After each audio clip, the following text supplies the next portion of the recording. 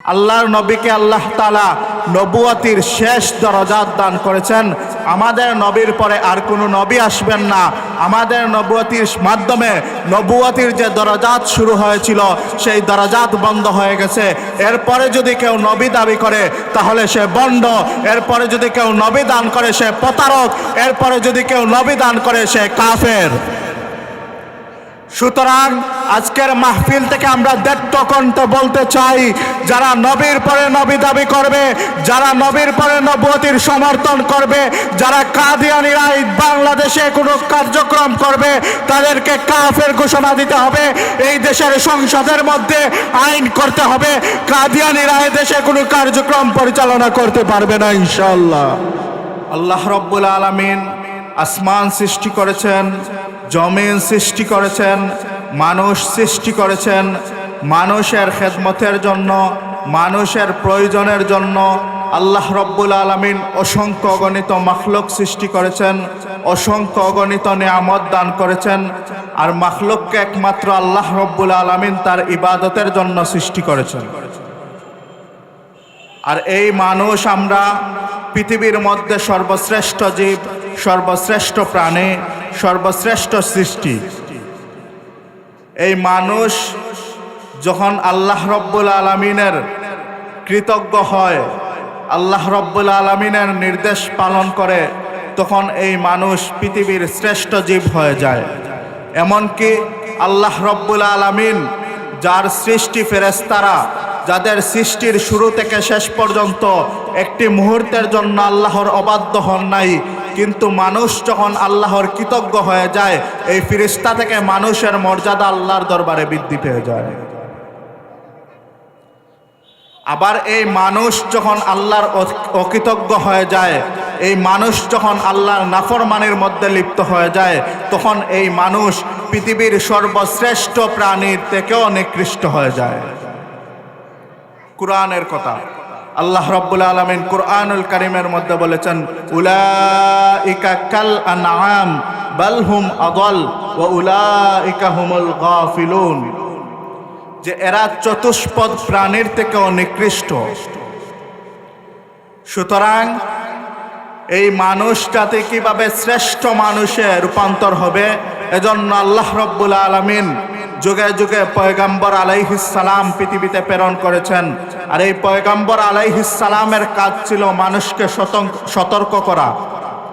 আমাদের নবী, বিশ্ব নবী মুহাম্মদুর রাসূলুল্লাহ সাল্লাল্লাহু আলাইহি ওয়াসাল্লাম পৃথিবীর মধ্যে সর্বশ্রেষ্ঠ নবী, সর্বশ্রেষ্ঠ সৃষ্টি, সর্বশ্রেষ্ঠ ইমাম, সর্বশ্রেষ্ঠ মানুষ, সর্বশ্রেষ্ঠ বান্দা, আল্লাহ রাব্বুল আলামিনের সর্বশ্রেষ্ঠ বন্ধু, আল্লাহর খলিল, আল্লাহর হাবিব, বিশ্বনবী মুহাম্মদুর রাসূলুল্লাহ, সকলে বলি সাল্লাল্লাহু আলাইহি ওয়াসাল্লাম পৃথিবীর শ্রেষ্ঠ মানুষ। আল্লাহর নবীকে আল্লাহ তাআলা নবুয়তির শেষ দরজাত দান করেছেন। আমাদের নবীর পরে আর কোনো নবী আসবেন না। আমাদের নবুয়তির মাধ্যমে নবুয়তির যে দরজাত শুরু হয়েছিল সেই দরজাত বন্ধ হয়ে গেছে। এরপরে যদি কেউ নবী দাবি করে তাহলে সে বন্ড, এরপরে যদি কেউ নবী দান করে সে প্রতারক, এরপরে যদি কেউ নবী দান করে সে কাফের। সুতরাং আজকের মাহফিল থেকে আমরা দৃঢ় কণ্ঠে বলতে চাই, যারা নবীর পরে নবী দাবি করবে, যারা নবীর পরে নবুয়তির সমর্থন করবে, যারা কাদিয়ানীরা বাংলাদেশে কোনো কার্যক্রম করবে তাদেরকে কাফের ঘোষণা দিতে হবে। এই দেশের সংসদের মধ্যে আইন করতে হবে, কাদিয়ানীরা এই দেশে কোনো কার্যক্রম পরিচালনা করতে পারবে না ইনশাআল্লাহ। মুহতারাম হাজিরিন, যেই কথা বলতেছিলাম, আল্লাহ রাব্বুল আলামিন আমাদের নবীকে শ্রেষ্ঠ নবী হিসাবে প্রেরণ করেছেন। এই নবীকে আল্লাহ রাব্বুল আলামিন কুরআনুল কারীম দান করেছেন। এই কুরআনুল কারীম আল্লাহ রাব্বুল আলামিন যদি চাইতেন এক মুহূর্তেই নবীর কাছে প্রেরণ করতে পারতেন, কিন্তু আল্লাহ রাব্বুল আলামিন সুদীর্ঘ 23 বৎসরে পর্যায়ক্রমে বিভিন্ন প্রেক্ষাপটের আলোকে ধীরে ধীরে কুরআন নাজিল করে মুমিন বান্দাদেরকে শিক্ষা দিয়েছেন, বিশ্ববাসীকে শিক্ষা দিয়েছেন যে এই কোরআনের মহত্ব এত কম না, এই কোরআনের মহত্ব এত সস্তা না, এই কোরআন এত সাধারণ জিনিস না। এই কোরআন এমন একটি কোরআন যে কোরআনের মধ্যে পৃথিবীর শুরু থেকে নিয়ে বিশ্বনবী পর্যন্ত যত ঘটনা ঘটেছে সব কিছুর বর্ণনা রয়েছে, এবং কিয়ামত পর্যন্ত যত বিষয় আসবে, যত পরিস্থিতি আসবে, সব পরিস্থিতির সমাধান এই কোরআনের মধ্যে আল্লাহ রাব্বুল আলামিন দান করেছেন। অনেকেরই প্রশ্ন জাগবে যে কোরআনের মধ্যে তো 114টি সূরা রয়েছে, কোরআনের মধ্যে 30টি পারা রয়েছে, তো এই কোরআনের মধ্যে পৃথিবী শুরু থেকে শেষ পর্যন্ত সব কিছুর সমাধান কিভাবে থেকে যায়? এই জন্য থেকে যায় যে এই কোরআনের ব্যাখ্যা যদি আমরা দেখি, কোরআন কাকে বলে, এই যে সংজ্ঞা যদি আমরা দেখি, তাহলে এই উত্তর আমরা পেয়ে যাব। মাদ্রাসায় যারা লেখাপড়া করেন তারা জানেন যে মাদ্রাসায় প্রথমে আরবি ব্যাকরণ পড়ানো হয়, তারপর যখন আরবি শেখা হয় তখন ফিকহের বিভিন্ন ব্যাকরণ পড়ানো হয়, তাফসিরের ব্যাকরণ পড়ানো হয়। তো তাফসিরের যে ব্যাকরণ পড়ানো হয় সেটাকে উসুলুত তাফসির বলা হয়। ফিকহের যে ব্যাকরণ পড়ানো হয় সেটাকে উসুলে ফিক বলে। এই উসুলে ফিকহের প্রসিদ্ধ একটি কিতাব হচ্ছে আল মানার। এই আল মানার গ্রন্থ যিনি লিখেছেন আল্লামা আবুল বারাকাত আন-নাসাফি রহমতুল্লাহি তাআলা আলাইহি, উনার আল মানার গ্রন্থের মধ্যে কুরআনুল কারীমের সংজ্ঞা দিতে গিয়ে বলেন, আম্মাল কিতাবু ফাকুরআনুন মুনাজ্জালুন আলার রাসূল আলাইহিস সালাম আল মাকতুবুন ফিল মাসাহিফে আল মানকুলুন আনহু নাকলান মুতাওয়াতিরান বিলা শুবহাতিন ওয়া হুয়া ইসমুন লিন নাজমে ওয়া মা'নাহা জামিআ। অর্থাৎ কুরআনুল কারীম এমন একটি গ্রন্থ যেটা আল্লাহ রাব্বুল আলামিন তার পয়গাম্বর হযরত মুহাম্মদ সাল্লাল্লাহু আলাইহি ওয়াসাল্লামের কাছে হযরত জিবরাইল আমিনের মাধ্যমে সুদীর্ঘ 23 বৎসরে অবতীর্ণ করেছেন। আর এই কোরআন হচ্ছে লাউহে মাহফুজে সংরক্ষিত রয়েছে। এই কোরআন লাউহে মাহফুজ থেকে পৃথিবীর মধ্যে নকল করা হয়েছে। আর এই কোরআন হচ্ছে এমন একটি গ্রন্থ যার প্রত্যেকটি শব্দ হচ্ছে মতির মতো হীরার মতো। এই কোরআনের প্রত্যেকটি বাক্য হচ্ছে মা'নাহা জামিআ, অর্থাৎ কোরআনের একটি শব্দ অনেক অর্থ প্রদান করে থাকে। সুতরাং যারা কোরআন হচ্ছে কিয়ামত পর্যন্ত যত প্রেক্ষাপট আসবে প্রত্যেক প্রেক্ষাপটের সমাধান এই কোরআন দিয়ে যাবে। এই কোরআনের মুআজিজা হচ্ছে তার অনেক অর্থ রয়েছে। এজন্য কুরআনুল কারীমের তাফসীর লিখেছেন মুফাসসিরিন একরাম। এক এক মুফাসসিরিন একরাম এক এক তাফসীরের কিতাব লিখেছেন। দেখা গেছে 30 খণ্ড তাফসীর লিখেছেন, 7 খণ্ড তাফসীর লিখেছেন, 8 খণ্ড তাফসীর লিখেছেন। এক এক খণ্ড অনেক বড়। এই যে প্রত্যেক মুফাসসিরিন একরাম যে তাফসীর লিখেছেন, এগুলা বিশাল জায়গার মধ্যেও যদি একত্রিত করা হয় জায়গা হবে না। তাহলে বোঝা গেল এই কোরআনের অর্থের ব্যাপকতা। আরো যত সামনে আসবে, মানুষ যত আরো উন্নত রিসার্চ করবে, কোরআন আরো বেশি তাফসীর বুঝতে পারবে, কোরআন অনুধাবন করতে পারবে। সুতরাং এই কোরআনের সাথে আমাদের সম্পর্ক করতে হবে। এই যে মাদ্রাসাগুলায় বাচ্চাদেরকে কোরআন শিক্ষা দেওয়া হয়, যেই বাচ্চারা কোরআন শিক্ষা করে, যেই বাচ্চাদের অন্তরের মধ্যে কোরআন থাকে, এরা যখন বড় হয় এদের দ্বারা সমাজের মধ্যে কোনো অপরাধ হয় না, এদের দ্বারা পরিবারের মধ্যে কোনো অপরাধ হয় না, এদের দ্বারা রাষ্ট্রীয় জীবনে কোনো অপরাধ হয় না। এরা কখনো মা বাবাকে বৃদ্ধাশ্রমে পাঠায় না, এরা কখনো প্রতিবেশীর সাথে অন্যায় আচরণ করে না, কারণ এদের অন্তরের মধ্যে কোরআন আছে। কোরআন এই শিক্ষা দেয় পারিবারিকভাবে একজন মানুষ কিভাবে পরিবার পরিচালনা করবে, সামাজিকভাবে একজন মানুষ কিভাবে সমাজ পরিচালনা করবে, রাষ্ট্রীয়ভাবে একজন মানুষ কিভাবে রাষ্ট্র পরিচালনা করবে, এই কোরআন শিক্ষা দান করে। সুতরাং আমাদের কোরআনের সাথে সম্পর্ক বৃদ্ধি করতে হবে, বেশি বেশি কোরআন অধ্যয়ন করতে হবে। তাহলে সমাজের মধ্যে শান্তি আসবে, পারিবারিক জীবনে শান্তি আসবে, ব্যক্তিগত জীবনে শান্তি আসবে। যখনই আমরা কোরআন থেকে দূরে সরে যাব, ব্যক্তিগত জীবনে আমাদের অশান্তি সৃষ্টি হবে, পারিবারিক জীবনে অশান্তি সৃষ্টি হবে, সামাজিক জীবনে অশান্তি সৃষ্টি হবে, রাষ্ট্রীয় জীবনে অশান্তি সৃষ্টি হবে। মুহতারাম হাজরিন, ভূমিকা স্বরূপ এই কথা বলে আর সময় নষ্ট না করে আমি মূল আলোচনায় চলে যাব। কুরআনুল কারীমের যে সূরা তিলাওয়াত করেছি এই সূরার নাম হচ্ছে বুরুজ। কুরআনুল কারীমের সূরাগুলির নামকরণ রয়েছে। এই যে নামকরণ রয়েছে, অনেকটা নামকরণ এমন শব্দ দ্বারা নামকরণ করা হয় যেটা ওই সূরার মধ্যে উল্লেখ আছে। যেমন আমার তিলাওয়াতকৃত যেই সূরা, সূরায়ে বুরুজ, এই সূরার মধ্যে বলা হয়েছে ওয়াস-সামাঈ যাতিল বুরুজ। এই যে বুরুজ শব্দ, এই শব্দ দ্বারাই এই সূরার নামকরণ করা হয়েছে। আবার অনেক সূরা রয়েছে যেই সূরার মধ্যে উল্লেখ নাই এমন শব্দ দিয়ে নামকরণ করা হয়েছে। যেমন সূরায়ে ইখলাস, কুল হুয়াল্লাহু আহাদ। এই যে সূরা, এই সূরার কোনো জায়গার মধ্যে ইখলাস শব্দ নাই, কিন্তু এই সূরার নাম ইখলাস।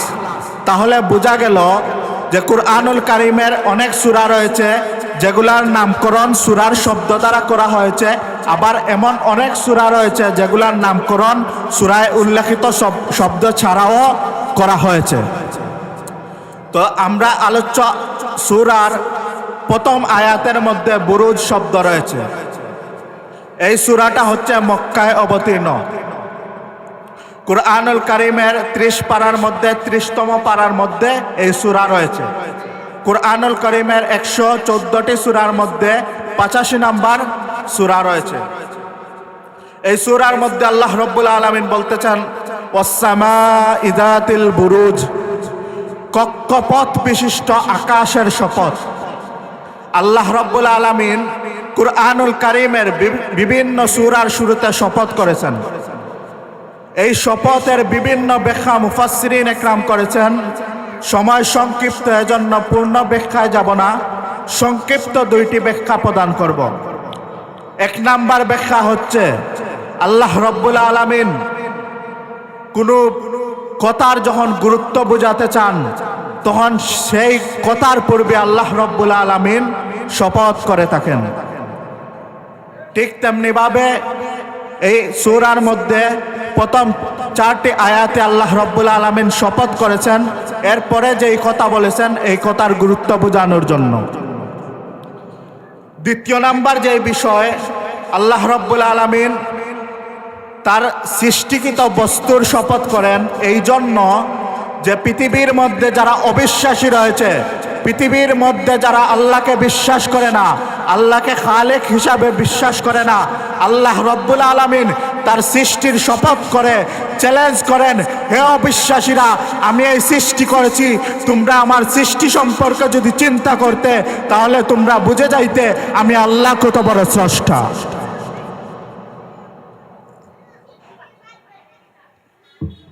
মুহতারাম হাজিরিন, আল্লাহ রাব্বুল আলামিন ওয়াস-সামাঈ যাতিল বুরুজ, কক্ষপথ বিশিষ্ট আকাশের শপথ, অর্থাৎ হে অবিশ্বাসীরা, তোমরা যদি আমার আকাশ সম্পর্কে চিন্তা করতা, আমার আসমান সম্পর্কে তোমরা চিন্তা করতা, আমি আল্লাহকে চিনতে তোমাদের প্রবলেম হইতো না, কোনো সমস্যা হইতো না। সুতরাং হে অবিশ্বাসী সম্প্রদায়, এখনো সময় আছে, তোমরা আমার আকাশ সম্পর্কে চিন্তা ফিকির করো, আমাকে চিনে যাইবা, আমাকে নিয়ে ফিকির করা লাগবে না, আমি আল্লাহ কোথায় আছি, আমি আল্লাহর দেহ কিভাবে, আমি আল্লাহ কোথায় থাকি, এগুলা নিয়ে চিন্তা করার প্রয়োজন নাই। আমার সৃষ্টি সম্পর্কে তোমরা চিন্তা করো, আমি খালিক কত মহান, আমি খালিক কত শক্তিশালী, আমি খালিক কত পাওয়ারফুল, তোমরা জেনে যাইবা। 2 নম্বর আয়াতের মধ্যে আল্লাহ রাব্বুল আলামিন বলেন ওয়াল ইয়াউমিল মাউউদ, কিয়ামত দিবসের শপথ। ভয়াবহ একটি দিন।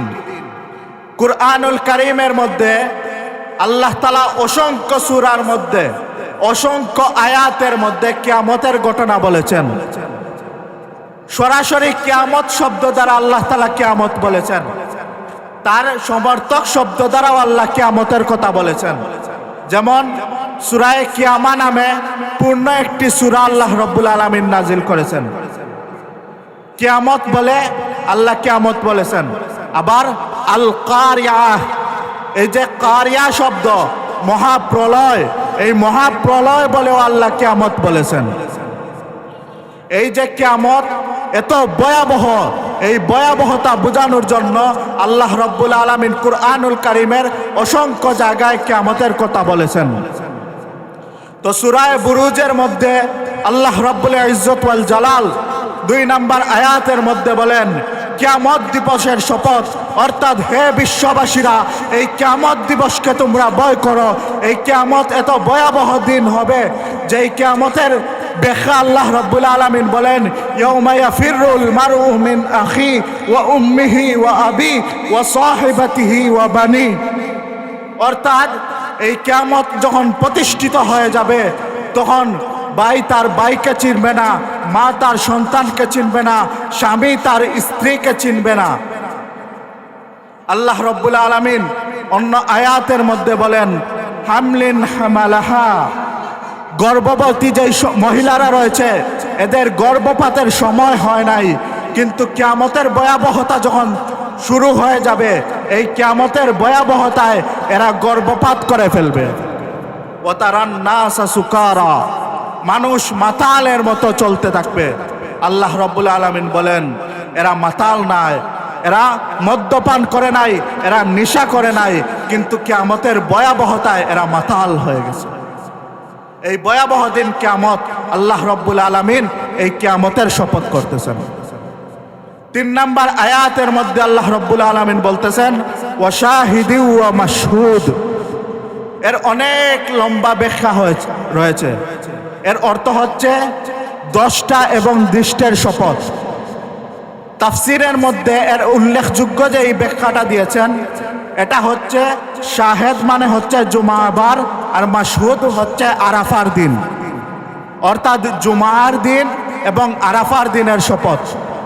আজকে যে আমরা জুমার দিন আলোচনা করতেছি, এই জুমার দিন সপ্তাহের মধ্যে শ্রেষ্ঠ দিন। মুমিনদের জন্য এই জুমার দিন অনেক গুরুত্বপূর্ণ দিন।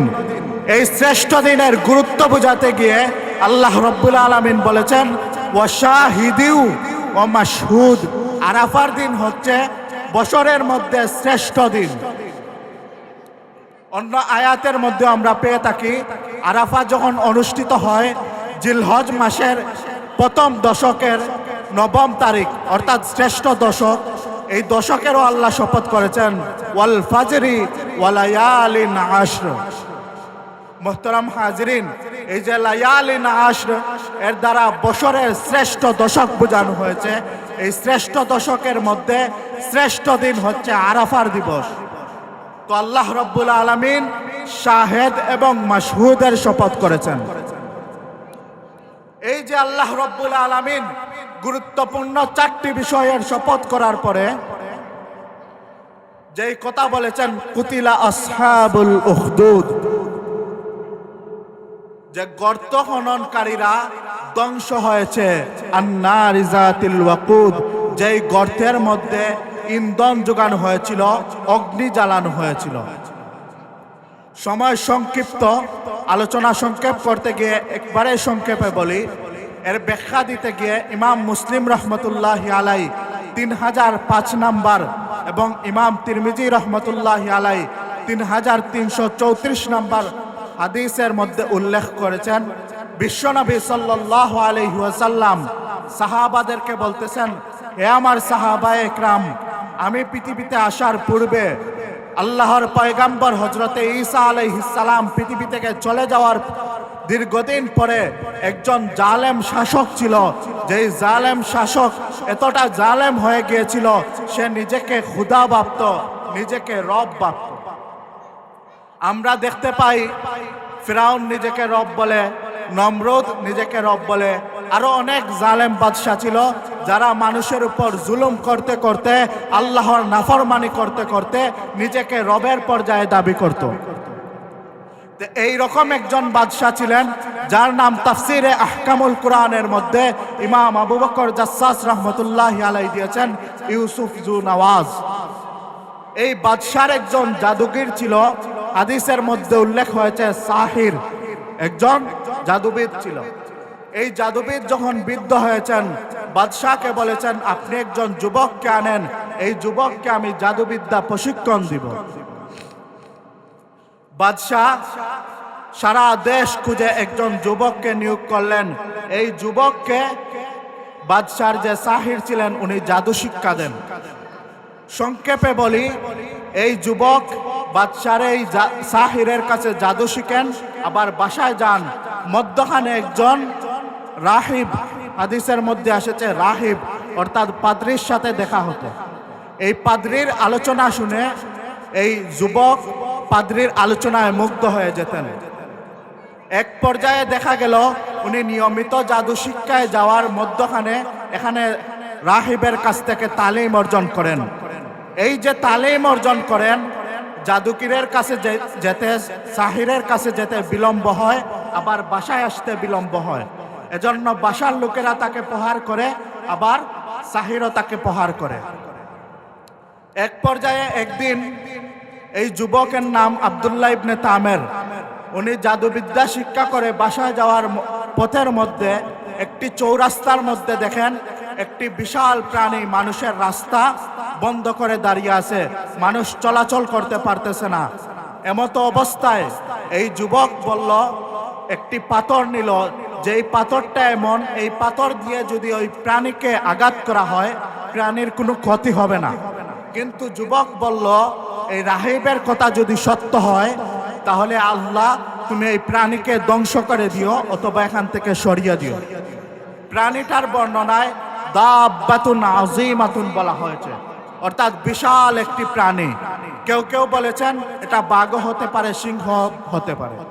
যখন ওই প্রাণীর উপর নিক্ষেপ করা হলো, প্রাণীটা মরে গেল অথবা সরে গেল, মানুষ রাস্তা স্বাভাবিক হয়ে গেল, চলাচল শুরু করলো। মুহতারাম হাজরিন, এই যে ঘটনা ঘটলো, এটা গিয়ে যখন আব্দুল্লাহ ইবনে তামের রাহেবের কাছে বললেন, রাহেব বললেন যে হে আব্দুল্লাহ ইবনে তামির, তুমি তো আল্লাহর দরবারে অনেক মর্যাদা বৃদ্ধি করে ফেলছো, সুতরাং তোমার ইমানই পরীক্ষা আসবে, তুমি ওই পরীক্ষায় উত্তীর্ণ হতে হবে, এবং কখনো যদি পরীক্ষার সম্মুখীন হও আমার নাম কিন্তু তুমি বলবা না। আব্দুল্লাহ ইবনে তামিরকে আল্লাহ রাব্বুল আলামিন এমন মর্যাদা, এমন কারামত দান করলেন, এমন দারাজাত বুলন্দ করলেন, কারো যদি অসুস্থতা থাকে, ভয়াবহ অসুস্থতা, কমতেছে না, এটা সে দোয়া করলে, হাত বুলিয়ে দিলে এটা কমে যায়। ইউসুফ জু নওয়াজের একজন মন্ত্রী ছিল যে চোখকে দেখতে পারতো না।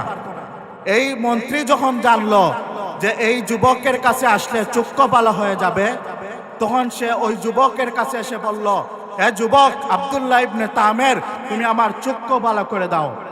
আব্দুল্লাহ ইবনে তামের ডাক দিয়ে বলে যে হে মন্ত্রী মহোদয়, আমি তো চক্ষু ভালো করার ক্ষমতা রাখি না, একমাত্র শিফা দান করেন, ইন্নামা ইয়াশফি আল্লাহ, একমাত্র আল্লাহই শিফা দান করেন। আপনি যদি ঈমান গ্রহণ করেন, আমি আল্লাহর দরবারে মুনাজাত করতে পারি, আল্লাহ আপনাকে সুস্থতা দান করতেও পারেন, নাও করতে পারেন, এটা একমাত্র আল্লাহর ইচ্ছা। আল্লাহ রোগ দিয়া পরীক্ষাও করেন, রোগ দিয়া শিফাও দান করেন। মুহতারাম হাজিরিন, ওই মন্ত্রী ঈমান গ্রহণ করে ফেলল। ঈমান গ্রহণ করার পরে আব্দুল্লাহ ইবনে তামের যখন মুনাজাত করলো, ওই মন্ত্রীর চক্ষু ভালো হয়ে গেল। মন্ত্রী রাজার দরবারে গেল, ইউসুফ জু নওয়াজের দরবারে গেল। ইউসুফ জু নওয়াজ দেখে অবাক, তোমার চোখ কেমনে ভালো হলো? তখন ওই মন্ত্রী বলতেছে রব্বি আল্লাহ। বাদশাহ বলতেছে আনা, মানে আমি। তখন মন্ত্রী বলতেছেন না, আপনি না, আমার রব এমন রব যিনি আমার রব, আপনার রব সমস্ত জাহানের রব। তখন বাদশাহ অবাক হয়ে বলতেছে, হ্যাঁ, আমি ছাড়া কি আরো কোনো রব আছেন? তখন ওই মন্ত্রী বলতেছেন অবশ্যই রব আছে। তখন মন্ত্রীকে জেলের মধ্যে নেওয়া হলো, রিমান্ডের মধ্যে নেওয়া হলো। এই রবের সন্ধান তুমি কোথায় পাইছো?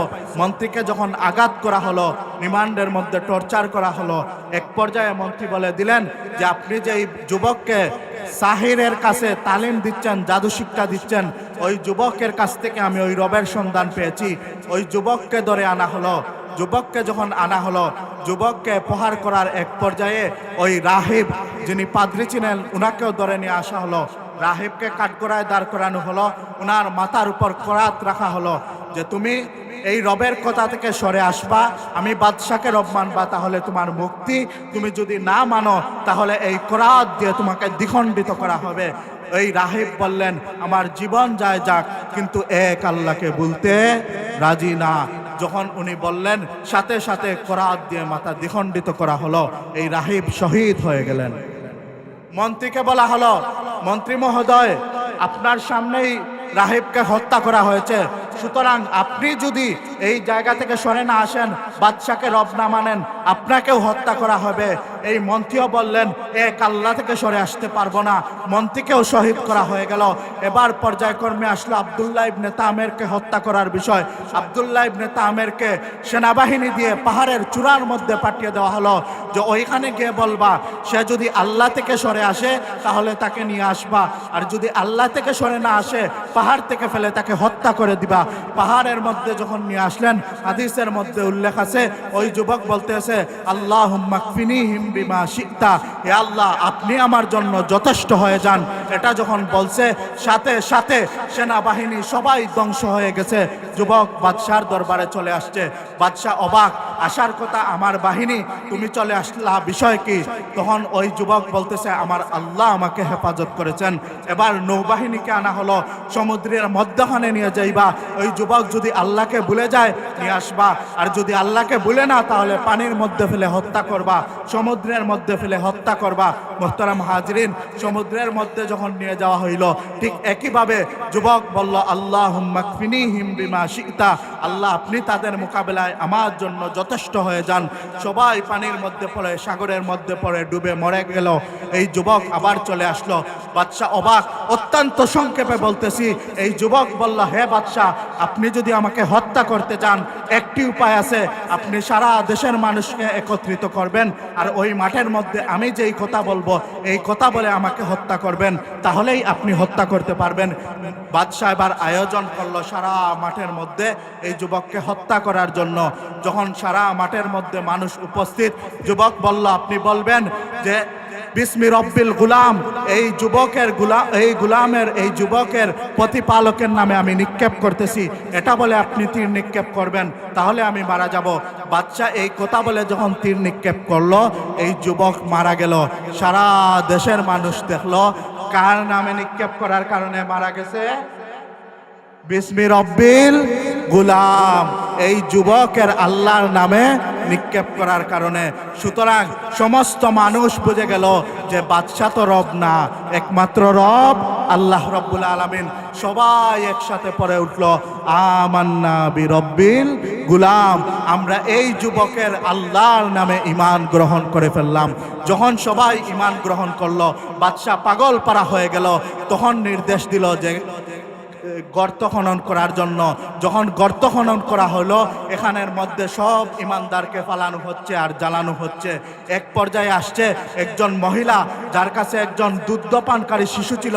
মহিলা একবার গর্তের দিকে তাকায়, একবার বাচ্চার দিকে তাকায়। তখন এই বাচ্চার জবান খুলে গেল। বাচ্চা বলতেছে চিন্তার কোনো কারণ নাই, তুমি এমন রবের বিশ্বাস করছো যে এই রব ছাড়া আর কোনো রব নাই। তখন সবাইকে এখানে জ্বালানো হইতেছিল। এই যে গর্তের মধ্যে বাদশা জ্বালাইছিল, আল্লাহ রব্বুল আলামিন কুতিলা আসহাবুল উখদুদ বলে এই গর্তের মধ্যে জ্বালানোর কথা বলে মুমিনদেরকে এই শিক্ষা দিলেন, হে মুমিন, তোমরা যখন ঈমান গ্রহণ করবে তোমাদের কাছে পরীক্ষা আসবে। এই পরীক্ষায় যখন তোমরা উত্তীর্ণ হয়ে যাবে, আল্লাহ রব্বুল আলামিন তোমাদেরকে জান্নাত দান করে দিবেন। মুহতারাম হাজিরিন, এই আলোচনা করার উদ্দেশ্য একটাই, বর্তমান প্রেক্ষাপটে আমাদের দেশের কথা বলার কারণে, ইসলামের কথা বলার কারণে, সত্য কথা বলার কারণে অনেককে হত্যা করা হয় কি হয় না? হয়। আপনারা জানেন উসমান হাদি নামে একজন যুবক, সে ট্রান্সজেন্ডার, তৃতীয় লিঙ্গের বিরুদ্ধে কথা বলতো, যারা সমকামিতার প্রমোট করত এদের বিরুদ্ধে কথা বলতো, দেশের পক্ষে কথা বলতো, ইসলামের পক্ষে কথা বলতো, মুসলমানদের পক্ষে কথা বলতো। এজন্য তাকে নির্মমভাবে হত্যা করা হয়েছে, কিন্তু তার হত্যাকারীকে এখনো ধরা হয় নাই। মুহতারাম হাজরিন, এই দেশে অনেক চোর আছে, বাটফার আছে, যারা দেশকে লন্ডভন্ড করেছে, কিন্তু এদেরকে আইনের আওতায় আনা হয় না। কিন্তু যারা দেশের কথা বলে, দশের কথা বলে, এদেরকে টার্গেটকৃতভাবে বাহির বিশ্বের ইন্ধনে হত্যা করা হয়। সুতরাং আজকের মাহফিল থেকে বলতে চাই, যারা ইমানদারদেরকে দেশের কথা বলার জন্য, মুসলমানদের কথা বলার জন্য আঘাত আনবে, এদের বিপক্ষে সারা দেশের উলামায়ে কেরামের নেতৃত্বে তৌহিদি জনতা দাঁত ভাঙ্গা জবাব দেবে ইনশাআল্লাহ।